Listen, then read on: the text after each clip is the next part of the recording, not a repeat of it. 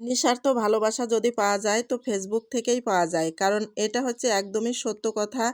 আমি প্রথম মনে করতাম যে আমি যে ভিডিওগুলো করি, কারণ রান্নাবান্নার ভিডিওগুলো দিই, আমার এই ভিডিও আসলে কেউ দেখবে? কেউ দেখবে না। কেউ একটা লাইকও মনে হয় দেবে না, একটা কমেন্টও মনে হয় কেউ করবে না। আমি প্রথম কিন্তু এটাই ভাবতাম।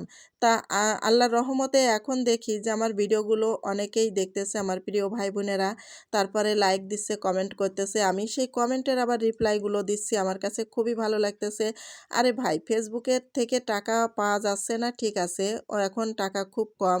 দিচ্ছে কি না দিচ্ছে সেটাও আমার দেখার এখন কোনো দরকার নাই। কারণ ফেসবুকের থেকে আমি যে ভালোবাসাটা পাচ্ছি আমার প্রিয় ভাই বোনদের কাছ থেকে, সেটাই আমার কাছে অনেক। টাকা দিয়ে আসলে এরকম ভালোবাসা কিনা যায় না কখনোই। আমি এই যে সারাদিন যে কাজগুলো করি সেই কাজগুলোই আমার প্রিয় ভাই বোনদের সামনে তুলে ধরি। আমার সংসারের যত যাবতীয় কাজ আছে সেই কাজগুলোই আমি করতেছি, সেই ফাঁকে আবার ভিডিও করছি, করে সেইগুলোই আবার সবার মাঝে দিয়ে দিচ্ছি।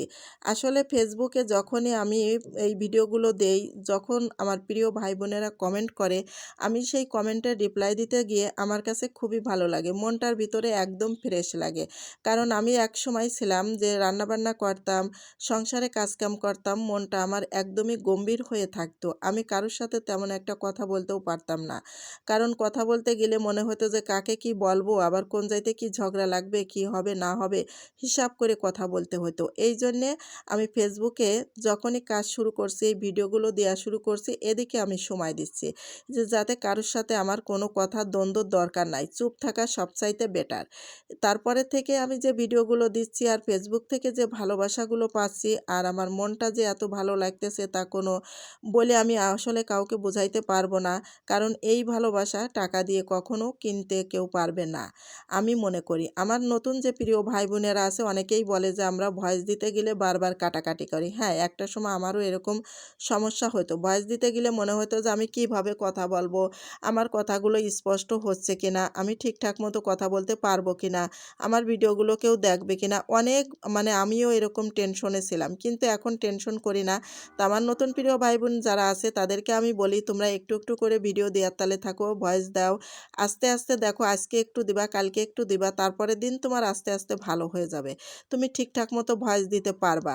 আর এই ফেসবুকে তুমি কাজ করো, তোমার মন দেখো এমনিতেই ভালো হয়ে যাবে। অনেকেই কিন্তু আমাকে বলতো যে ফেসবুকে কাজ করছে দেখছেনে খারাপ হয়ে যাবে না, খারাপ পর্যায়ে চলে যাবে না, অনেকেই অনেক কথা বলতো। আসলে আমি কিন্তু অশালীন কোনো ভিডিও দিই না। আমি কিন্তু হচ্ছে রান্নাবান্নার ভিডিও দিই। তাহলে মানুষ ওই যে সিনেমা দেখে, সিনেমা দেখে অনেকেই জ্ঞান অর্জন করতে পারে, অনেকেই খারাপ হয়ে যায়, তাই না? তাই এই ফেসবুকে হচ্ছে এরকম, কারণ আমি যদি ভালো দিকটা দেখি তাহলে আমি ভালোর দিকে থাকবো, আর আমি যদি খারাপের দিকে যাই তাহলে খারাপ হয়ে যাব। কিন্তু তাদের মন্তব্য যেটা তারা সেটাই বলেছে। অনেকেই অনেক কথা পরিবার থেকে বলছে, কিন্তু কারোর কথায় কান দেওয়া যাবে না। নিজের গতিতে নিজে আস্তে আগাইতে হবে। তারপরে ইনশাল্লাহ একদিন হলেও এখান থেকে সফলতা পাওয়া যাবে। তো আমার প্রিয় ভাই বোনেরা সবাই ভালো থাকো। যদি আজকের ভিডিওটা ভালো লাগে একটা লাইক কমেন্ট করতে কেউ ভুলবা না। আর দেখো 1 কেজি এইগুলো নিয়ে আসছে কিনে জাম, 150 টাকা দিয়ে এখন সবাইকে মাখিয়ে দেবো। খাইতে চলে গেলাম। সবাই ভালো থাকো। আল্লাহ হাফেজ।